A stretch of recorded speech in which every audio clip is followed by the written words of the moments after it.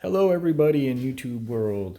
I'm making this video, quick video, maybe not too quick, showing my solution to a problem with the first generation model 272720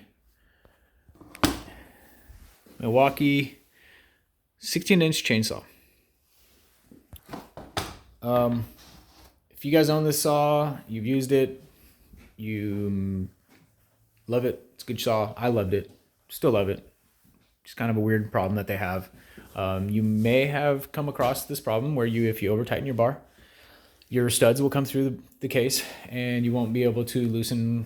In my case, I couldn't loosen it anymore because it bottomed out. But you won't be able to tighten your bar. The studs will come through. It's kind of a bad design. Actually, it's a very bad design. Disappointed that Milwaukee didn't make it with a metal plate inside there. But those studs will come through and then you won't be able to tighten your bar, and it's kind of it's a useless tool. At that point, you can't use it. You have to either figure out a way to fix it or you throw it away and replace it with the newer saw that's got a metal plate in there, or go a different route.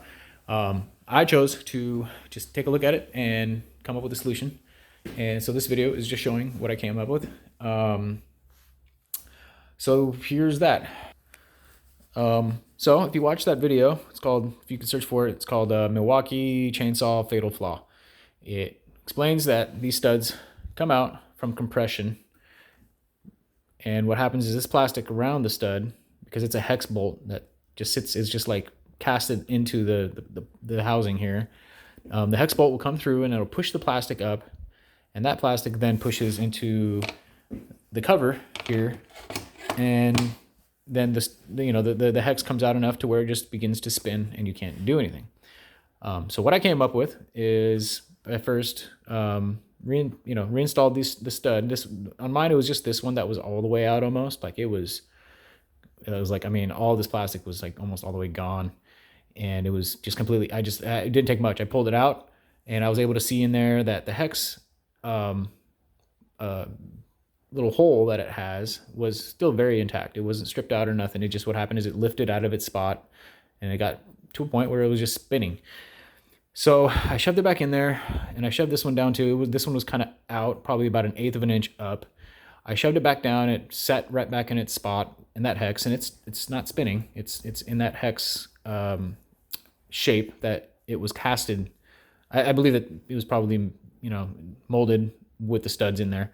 I don't see any other way they could have done it, because if you look for this part online, you can see the backside of it, and the backside is just, it's flush. It's like these nuts are encased in there.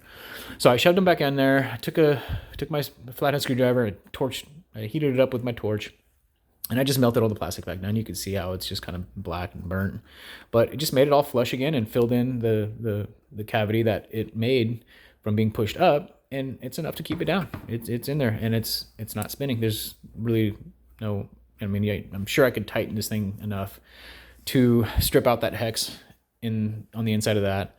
And also what happens is the plastic will move into this channel here.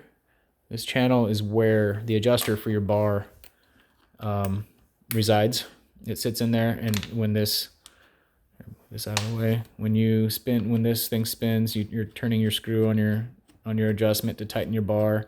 This goes up and down, and that might be one of the telltale signs that you've already got to the point of no return, possibly, with this problem, is that you'll try to tighten this thing and it'll just stop about here, or you'll be loosening your bar, so you won't be able to go past this. It'll get really hard, like almost like if you keep turning with the screwdriver, you think you'll break it.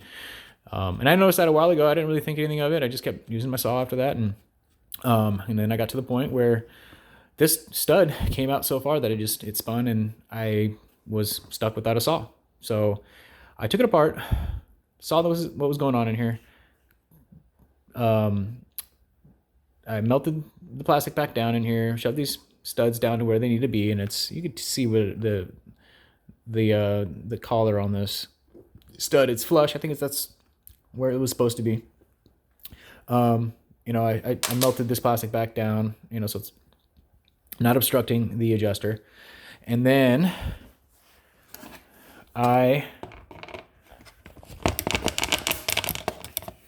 sorry, gotta remove my solution before I show you, or in order to show part of the solution. So another reason why, I think the reason why the studs can even come out is because there's nothing keeping them from coming out. That plastic deformed and it came out from the compression of the stud coming up. And I think it was allowed to come up because it had a place to go. So this area right here is where those studs come through. This is the back side. This is the side that sits against the saw this way. The side is not solid. It's just, it's got cavities around here, kind of like just enough to, you know, it's almost like a skeletonized, I don't know how to, that's the best way I can describe it. It's kind of like this, you know, there's a cavity here, there's a cavity here. It's not all solid. They, you know, for whatever reason, they make parts this way.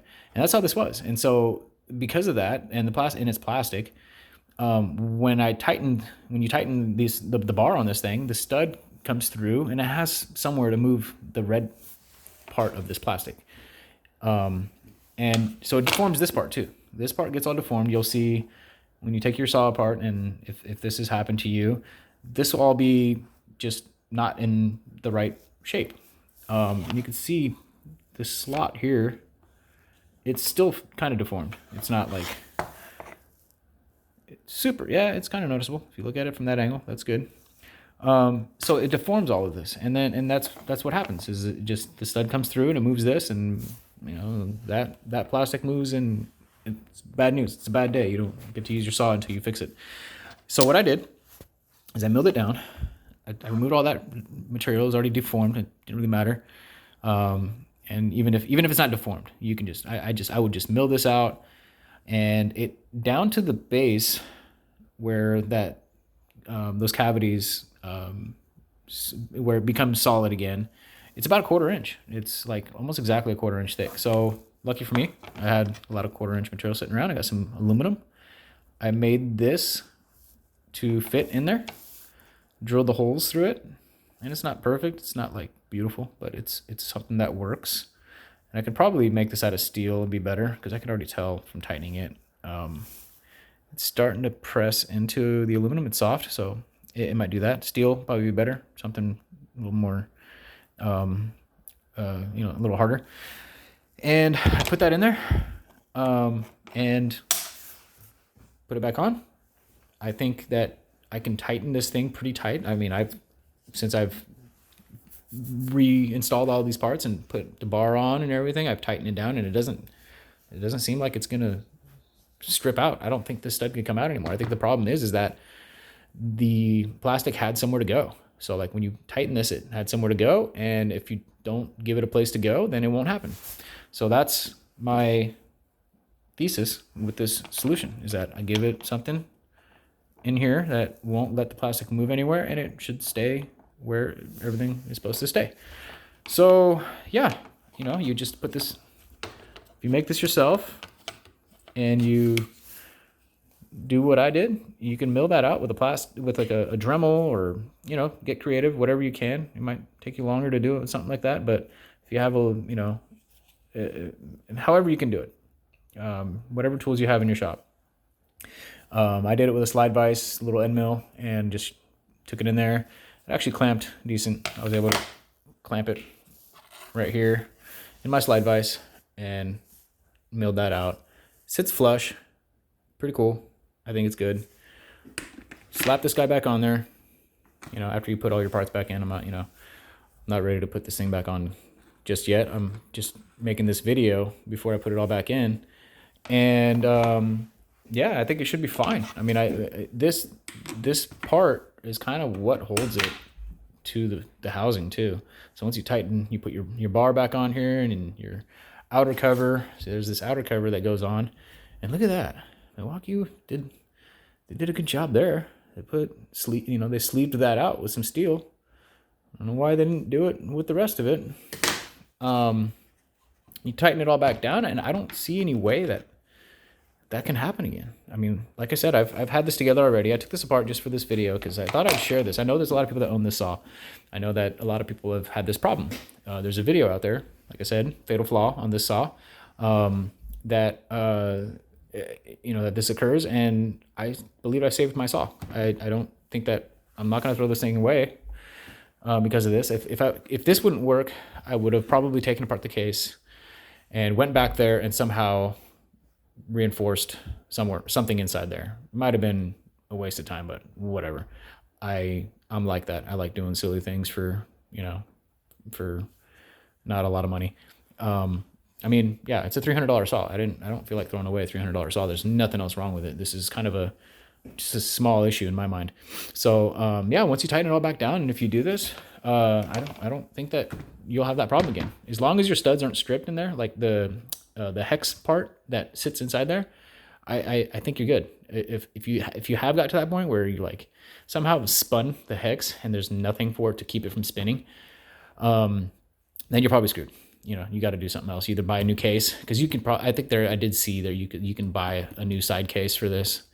Not very expensive, but you can buy a new one, or you can maybe, I don't know, somehow mount these studs better to your case.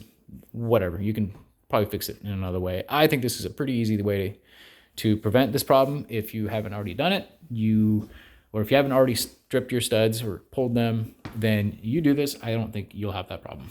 You can be able to tighten this thing down pretty tight, not really pay too much attention to it. Just, I mean, not go too crazy, but tighter than you would be able to had you not put a reinforcement block, I guess I'll call it, inside this side cover. So yeah, I came up with a solution. Just wanted to share it, put it out there. I'll probably try to choose the best title for it so I can get the most views, get it out there to the most amount of people who might be searching for a solution for this, and help somebody out. That's the whole point. We all live in this world together. We all work together. We have communities. We should be helping each other out. So that's the point of this video. I wanted to share my idea in hopes that somebody would benefit from it. Have a great day, evening, morning, week, month. Thanks for watching.